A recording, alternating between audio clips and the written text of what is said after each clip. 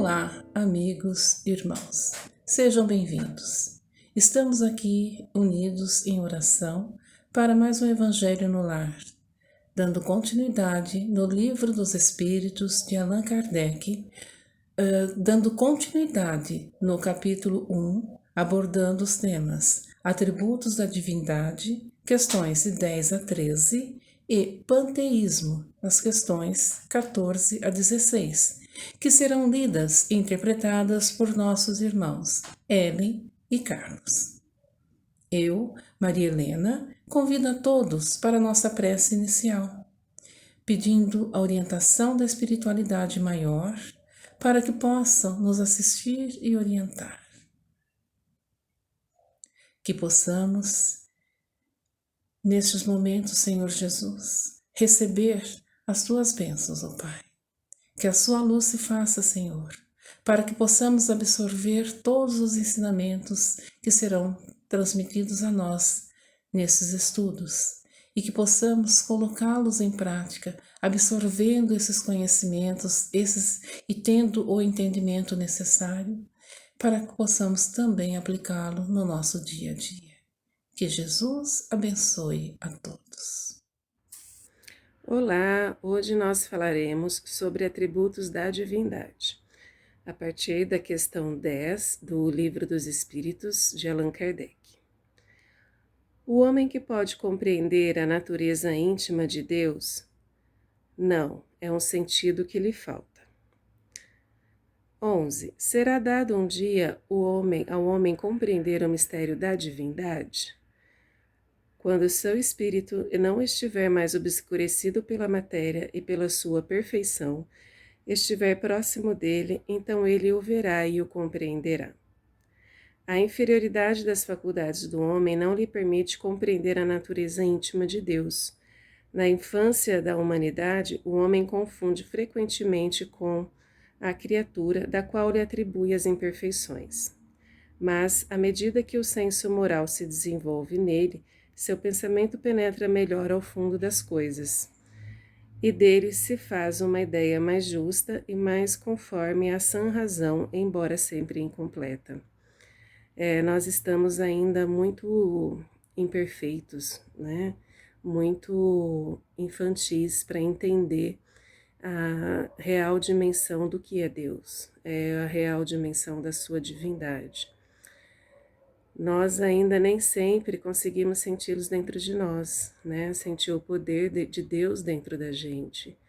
Nós todos temos a centelha divina, né, da qual nós fomos criados, e mesmo assim, nossos ideais ainda são muito materiais para que a gente possa ter o entendimento da dimensão quando a gente fala sobre Deus. Se não podemos compreender a natureza íntima de Deus, podemos ter uma ideia de algumas de suas perfeições? Sim, de algumas. O homem as compreende melhor à medida que se eleva acima da matéria. Ele as entrevê pelo pensamento. Quando dizemos que Deus é eterno, infinito, imutável, imaterial, único, todo-poderoso, soberanamente justo e bom, não temos uma ideia completa de seus atributos? Do vosso ponto de vista, sim, porque credes tudo o abraçar, mas sabei bem que há coisas acima da inteligência do homem mais inteligente, e para as quais vossa linguagem limitada às vossas ideias e às vossas sensações não tem expressões. A razão vos diz, com efeito, que Deus deve ter essas perfeições no supremo grau, porque se delas tivesse uma só de menos ou que não fosse de um grau infinito, ele não seria superior a tudo.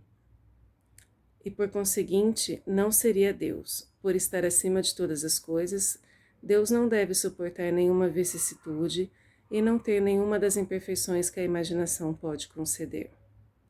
Deus é eterno. Se ele tivesse tido um começo, teria saído do nada ou teria sido criado, ele mesmo, por um ser anterior. É assim que, de degrau em degrau, remontamos ao infinito e à eternidade. Ele é imutável. Se tivesse sujeito a mudanças, as leis que regem o universo não teriam nenhuma estabilidade. É imaterial, quer dizer, sua natureza difere de tudo o que chamamos matéria. De outro modo, ele não seria imutável, porque estaria sujeito às transformações da matéria. É único. Se houvesse vários deuses, não haveria nem unidade de vista, nem unidade de poder no ordenamento do universo. É todo-poderoso, porque é único. Se não tivesse o soberano poder, haveria alguma coisa mais poderosa ou tão poderosa quanto ele. Não teria feito todas as coisas, e as que não tivesse feito seriam a obra de um outro Deus. É soberanamente justo e bom. A sabedoria providencial das leis divinas se revela nas menores coisas, como nas maiores, e essa sabedoria não permite duvidar nem da sua justiça e nem da sua bondade. Nós sabemos que a justiça divina, ela é imensa, ela tem uma dimensão que nós ainda não conseguimos compreender. E quando nos falta fé, quando nós colocamos em dúvida a justiça divina, isso nos mostra o quão longe estamos ainda da compreensão do que é Deus. Há pouco tempo atrás, né, todas as civilizações ainda acreditavam em vários deuses e faziam oferendas, tipo sacrifícios de vidas, né? Vidas de irmãozinhos animais, de irmãozinhos, às vezes seres humanos, e para isso ter uma ideia do quanto é primitivo ainda o nosso entendimento sobre Deus. Não podemos falar que isso ficou para trás, pois no planeta que nós vivemos ainda existem tribos, ainda existem civilizações que acreditam nesse Deus, que quer algo como recompensa, quando o verdadeiro propósito é o nosso crescimento espiritual, o nosso crescimento intelectual, ao ponto de entendermos como funciona todo o universo e a bondade e a generosidade de Deus conosco. Então fica aqui a nossa reflexão para que possamos sempre nos conhecermos melhor, porque o nosso autoconhecimento ele vai fazer com que nós sintamos Deus dentro de nós e possamos sempre buscar esse entendimento que está acima da nossa razão. Obrigada, que assim seja. Boa noite a todos. Mais uma oportunidade, dando continuidade dos nossos estudos. Panteísmo, do Livro dos Espíritos, lição número 14. Pergunta: Deus é um ser distinto ou seria, segundo a opinião de alguns, o resultado de todas as forças e de todas as inteligências do universo reunidas? Resposta: se assim o fora, Deus não seria, porque seria o efeito e não a causa. Ele não pode ser ao mesmo tempo um e outro. Deus existe, não o podeis duvidar. É o essencial. Crede-me, não vades além. Não vos percais no labirinto de onde não podeis sair.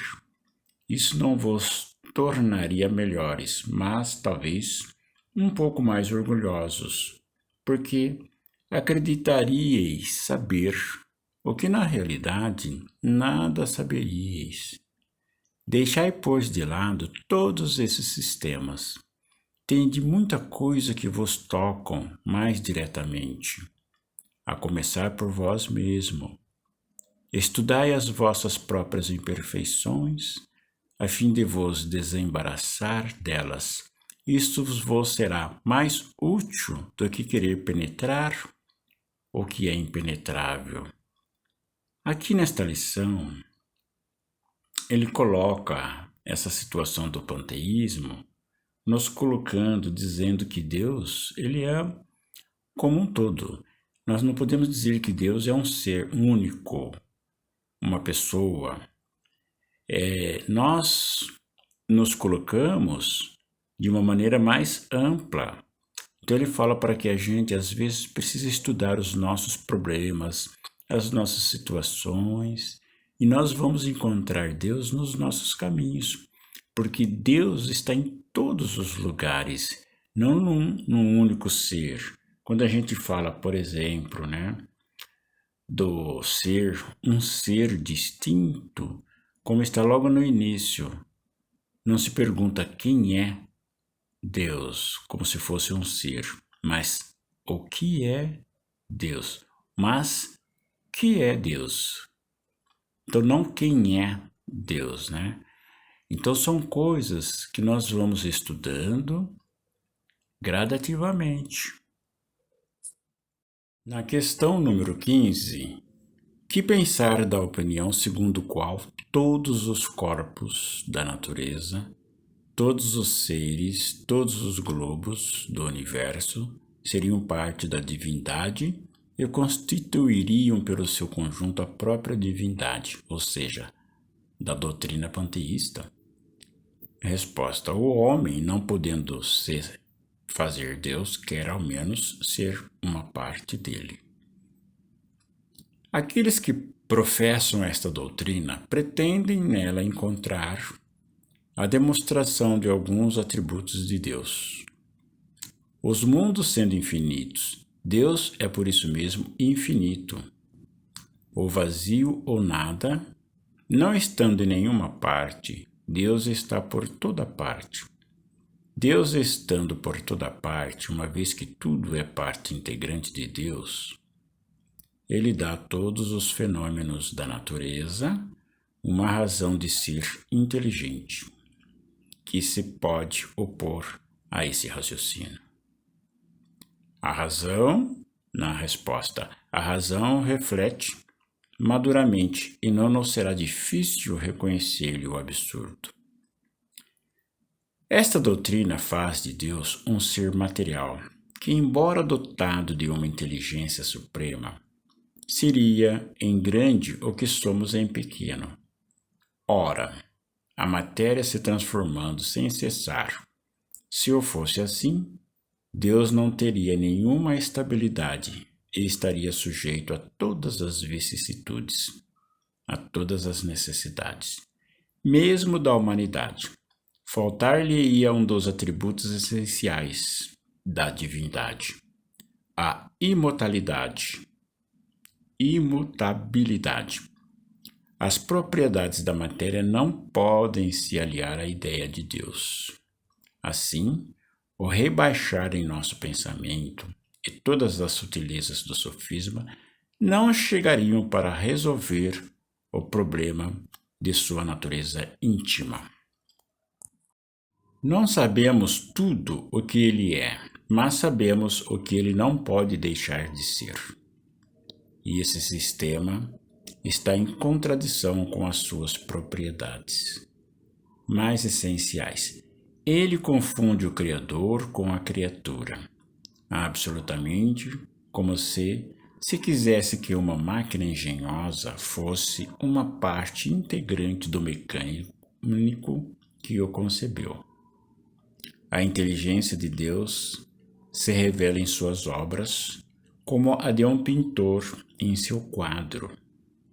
Mas as obras de Deus não são mais o próprio Deus, que o quadro não é o pintor que o concebeu e executou. Então nós podemos observar aqui, muito interessante, lembrando aqui no capítulo 14, em que ele fala: estudai vossas próprias imperfeições, a fim de vos desembaraçar delas. Isto vos será mais útil do que querer penetrar o que é impenetrável. Então, quando nós estamos buscando nos melhorar, compreendendo melhor o sentido da vida, vamos entendendo Deus dentro de nós, vamos compreendendo que Deus existe e Deus está em todos os lugares indistintamente. Não um Deus único, um Deus diferente, né? Um Deus egoísta, como se fosse um homem, um ser, mas na verdade como um todo. Então é nesse sentido que ele fala para nós. O panteísmo, na verdade, ele traz aqui um estudo. Ele foi criado pelo grande filósofo Bento Spinoza, que viveu em 1632 a 1677. Ele preceitua que tudo e todos constituem um Deus universal, abrangente e imanente. Então, hoje, estes seriam os estudos nossos de hoje. Que Deus nos ampare e nos proteja. Muito obrigado. E assim, agradecemos a Jesus por esses momentos de oração, por esses momentos de união.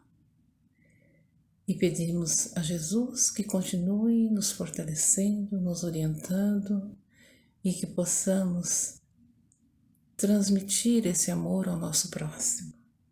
Que Jesus nos fortaleça e que tua paz se faça. Graças a Deus, Senhor. Muita paz.